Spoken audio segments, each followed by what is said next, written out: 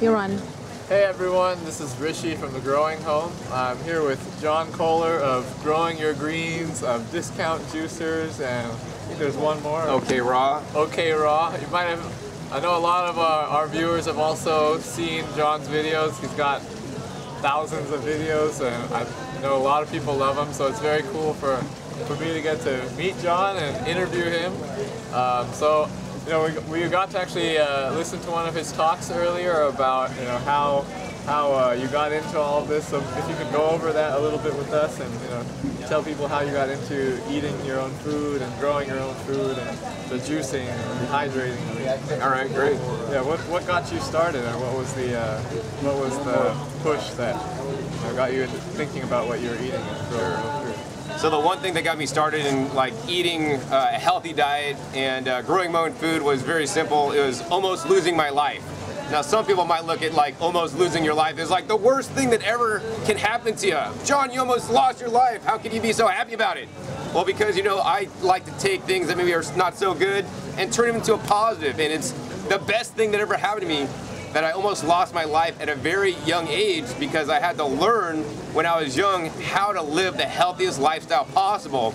And that's why I'm so, you know, ingrained in what I'm doing and so passionate about what I'm doing, because I'm literally here today and only alive today because, in my opinion, of the diet that I'm eating and the food that I'm growing.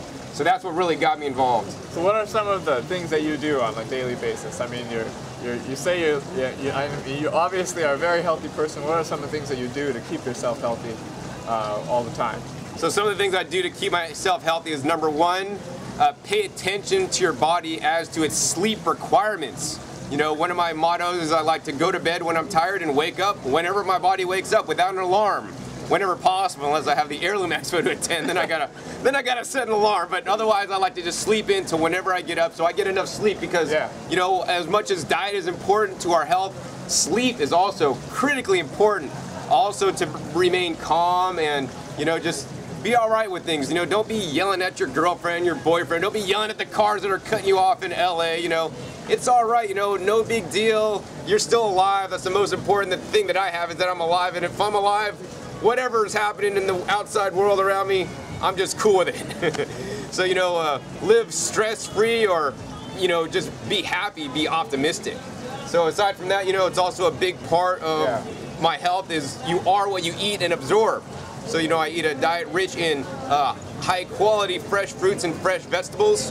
And many of the vegetables, specifically I grow myself. I grow a little bit of fruits, but I hope to have a larger property one day to grow significantly more portions of highly mineralized fruits that I eat. But, you know, I eat a lot of fresh foods. And so I don't like to process any foods. The way I do process foods, or I'll eat things whole. I'll slice them, dice them, and cut them up, spiralize them. I'll also juice and blend. And that's pretty much how I eat my foods. So, and you were telling me earlier you've been on a raw diet for 15 years? Yeah, so I've been on a raw diet, raw plant-based diet for the last 17 years, since 1995. Yeah. Wow, that's incredible. I was on a raw diet for 2 years, and I don't know, being surrounded by people that are eating all this other stuff, it takes a lot of willpower. So I really appreciate that you can do that. Well, I think that, you know, for the most part, like the first couple years is willpower, and now it's just like, I don't desire have any. I mean, that stuff to me, other stuff is just not food. I'm not going to put that in my body because it's not going to build me. It may lower my immune system, and for me, it's like literally life or not life. If I eat the right foods, I can be alive, and if I eat the wrong foods, maybe I wouldn't be here. That's incredible, and also, I mean, besides from keeping yourself healthy, you're doing all this work, you're making all these videos to teach other people, to, you know, get people to understand that the food that they eat is important, that growing food is important. What drives you to do that? What drives you to expend all this effort, you know, to educate other people? So the main thing that, you know, lets me and motivates me to teach other people is mainly, you know, I prayed a lot when I was in the hospital. The doctors told me that I might not make it out alive. And one of the things was that if I made it out alive, you know, I kind of thought about a lot of things in the hospital. And, you know, one of the things I thought about was that money's really not important. It doesn't matter how much money you have.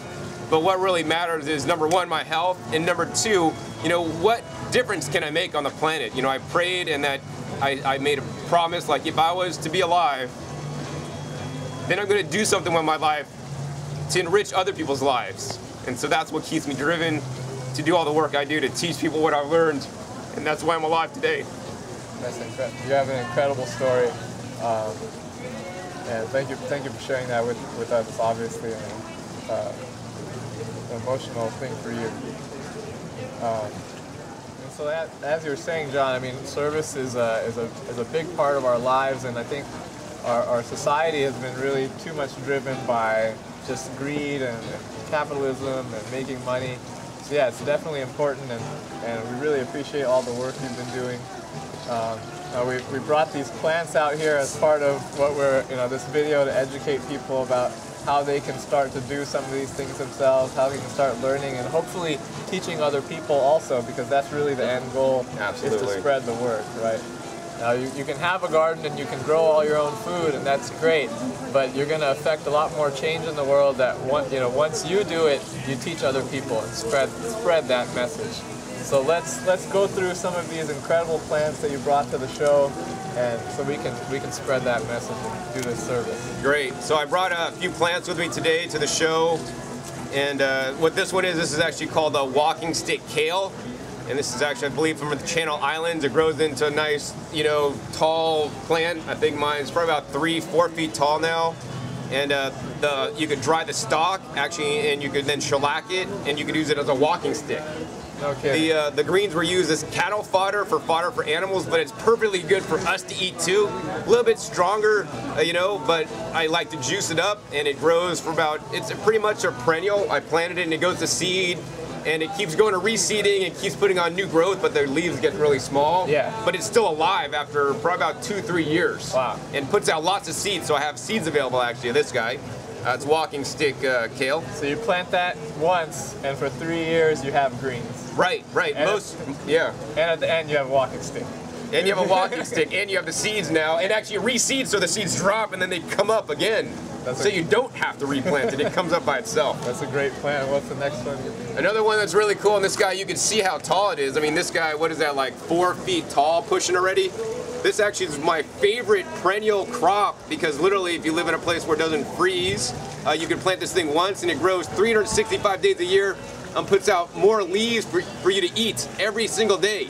Even in climates like Las Vegas, this thing produces well right through the summer. And people think, oh, you can't grow in Vegas, it's too hot, man. It's like 119 degrees earlier this year. But no, these guys grow great. They get a little bit more bitter and stronger tasting in the summertime, but come winter when it cools down, these guys get really sweet. So this is a perennial plant, unlike the walking stick here.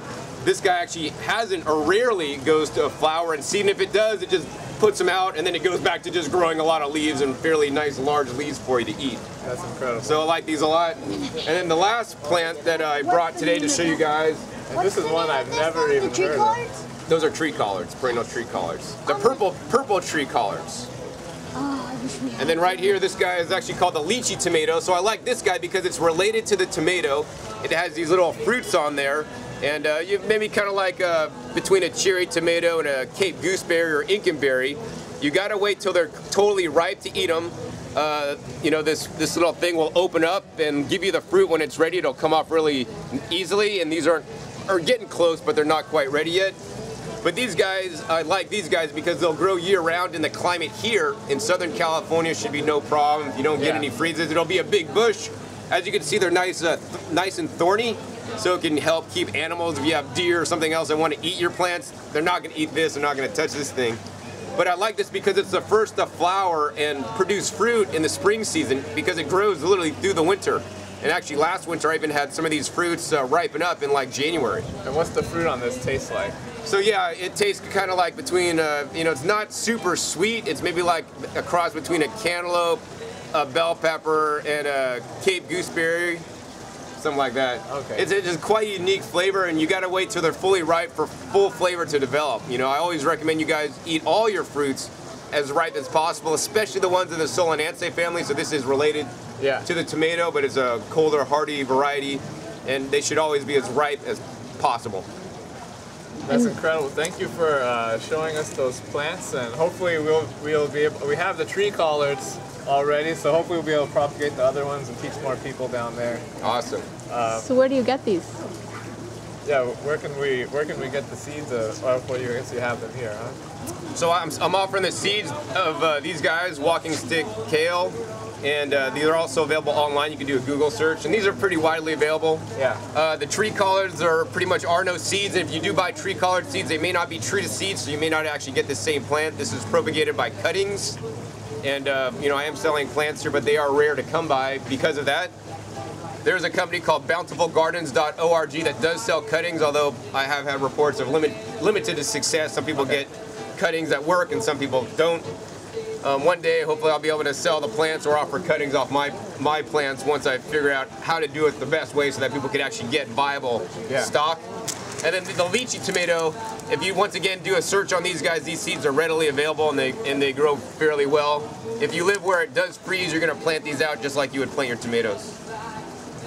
Thank you for all the great information, and hope to be seeing you around at the Heirloom Expo. To all our viewers, you know, keep watching. We're doing a whole series on the Heirloom Expo here with lots of great interviews. So subscribe to our YouTube channel, and thanks for watching.